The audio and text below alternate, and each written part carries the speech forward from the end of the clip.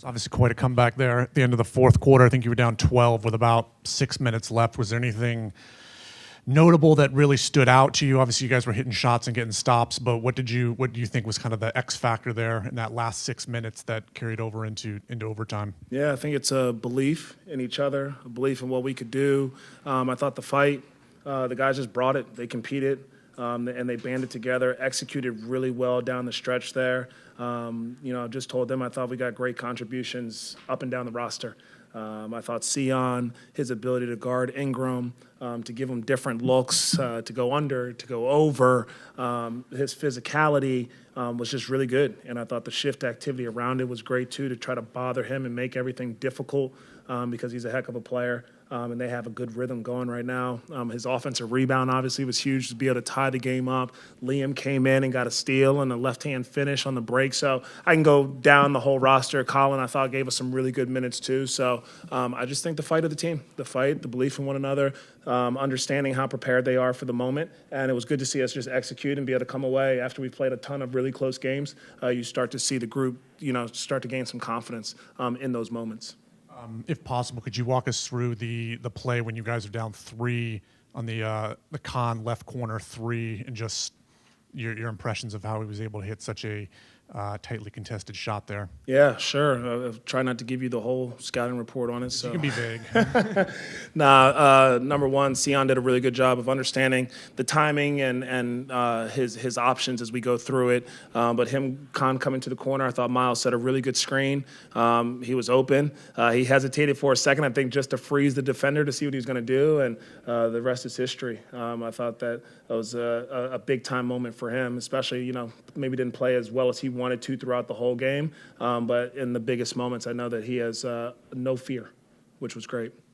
You guys go down 15 too early. You call a timeout. And can you just talk about kind of what was said in that huddle there that allowed you guys to come out and fight back and then have the fight that you talked about later on? Yeah, I think it's less about what I said, and I think it's, credit to the players, understanding, coming off of a back-to-back. I think just trying to shake off some of the cobwebs or the fog or something like that, and then they got themselves back into motion. I thought that our guys that come off the bench did a great job of kind of giving us a boost, energy-wise and spirit-wise, changing the coverages. I think helped a ton too, because I thought the starters were just a little sluggish to start, but they've ended up finding their way and contributing throughout the game as well.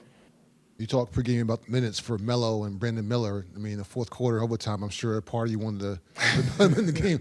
What about that, and how do you, again, make sure that you manage those minutes the right way for those guys, even in a game like this when you want to probably put them in to try to win the game? Yeah, you just have to, I think, keep the process, the long-term vision in mind, even when you're in these moments. We want to win this game, obviously. Every game we want to win really badly, and I think that those two guys obviously help you do it, but we do have really good depth, and so you lean on that depth in moments like this and the maturity of those two guys to understand that there is a bigger picture and trying to maximize their availability. I thought they did a good job of staying engaged, even if they had to sit out for longer stretches than they're used to, and then when they come in the game, they had an impact. I thought that was huge for them, and I look at this box score, and I'm glad that they're where they at, and we'll see how they recover after their first back-to-back in a while. So really happy with the process and also their approach and maturity to dealing with it.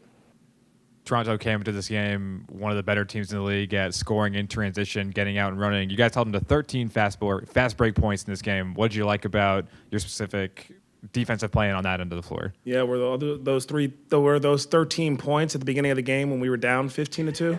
Because it felt like they were running by us to start the game. And I just think, again, the guys did a really good job of just adjusting to what that pace was going to feel like. Even when I look at a box score and see that we only had 9 turnovers, that also just helps you stay out of some of those transition opportunities. And I thought that our shot selection also tried to help with that as well. You take some wild shots, the floor is not spaced or balanced the way it should. It puts you in a tough position. But I think they did a really good job of adjusting. We watched some transition clips at halftime, and, taking care of the basket was going to be really important. Even after a make, not relaxing. Even the one where I think we scored and Miles has got to sprint back, and Mamouche Kalashvili tries to drive it at him, and he fouls him. So I just their awareness, their next play mentality just got better and better as the game went on, and I thought that they had less opportunities.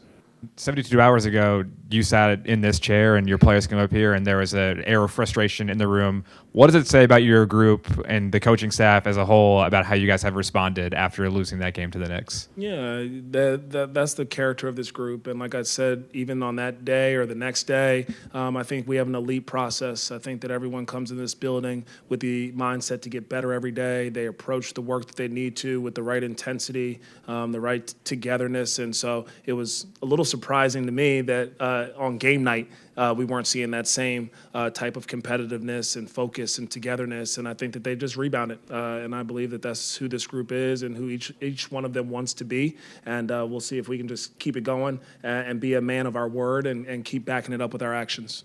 Charles, just to clarify, 22 for LaMelo. I mean, is that a product of the back-to-back? Because we've seen him go longer. Yes. Coming into a back-to-back today, we just want to be mindful of where his minutes are, heading on to this road trip and the next level of his return to play. And when you're, having to manage that with he and Brandon, I mean, what does it take from everybody else and the entire staff to do that and also try and coach your way through the end of a game like that? Yeah, that's the game. That's life. You got to juggle some of those things, but I think that the group obviously didn't have them for a little bit while they're injured, and so they're used to playing extended minutes. They're used to having to fill in there, and I think that we all are able to adjust and be flexible, and we talk a ton. We have to be open-minded. We have to be open-minded with all the different coverages we're going to have, the different matchups. You're playing different opponents, and so that's just part of the game and part of what I think builds that mental toughness that you need from a team.